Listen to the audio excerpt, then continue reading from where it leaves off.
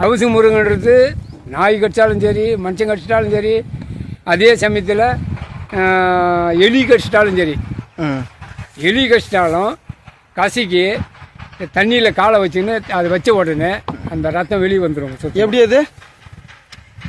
எலி கடிச்சிச்சுன்னா, ஆமாம், எலி கடிச்சிச்சுன்னா இந்த தையை கசிக்கு, எந்த தையை? தவுசு முறைங்க கட்டிட்டோம்னா, அந்த கட்சி வாயில கட்டிட்டா தண்ணியில் வந்து ஒரு குண்டால தண்ணி வச்சிட்டோம்னா அந்த ரத்தம் பூரா வெளியே வந்துடும்.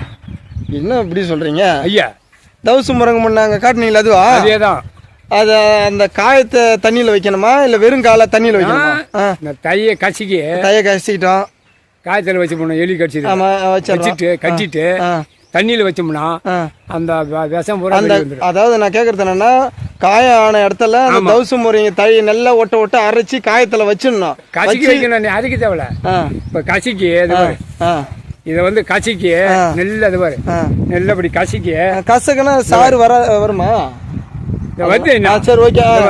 இப்படி வச்சு துணி போட்டு கட்டிட்டு அப்படியே குண்டாவில் தண்ணி வச்சு அதில் வச்ச உடனே அந்த ரத்தம் பூரா வெளியே வந்து இந்த காயம் வந்து தண்ணி உள்ள படணுமா?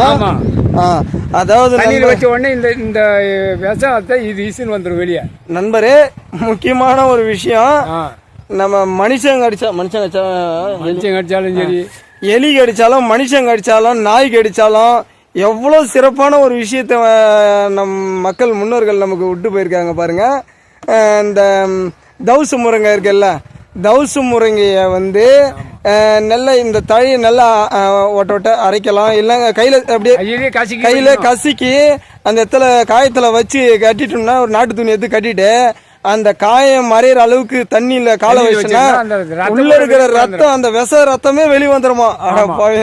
எவ்வளோ பெரிய விஷயம் நம்ம மறந்துட்டு இருக்கிறோம் பத்தியா? இது எவ்வளோ பெரிய விஷயம் தெரியுமா? இது தயவுசெய்து இதெல்லாம் வந்து செய்து பாருங்க.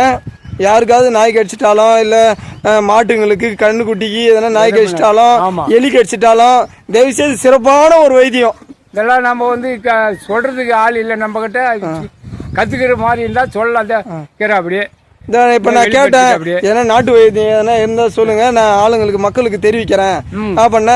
இந்த அவருக்கு வந்து நிறைய மருந்தெல்லாம் கொடுப்பாரு, இன்னும் நிறைய மருந்தெல்லாம் நிறைய கொடுக்குறாரு, குழந்தை இல்லாதவங்களுக்கு அது இதுன்னு நிறைய கொடுக்குறாரு. அதில் இது ஒரு சின்ன ஒரு விஷயம் டிப்ஸ் நமக்கு சொல்லிக்கிறாரு. ஓகே ஃப்ரெண்ட்ஸ், எல்லாருக்கும் ஷேர் பண்ணுங்க.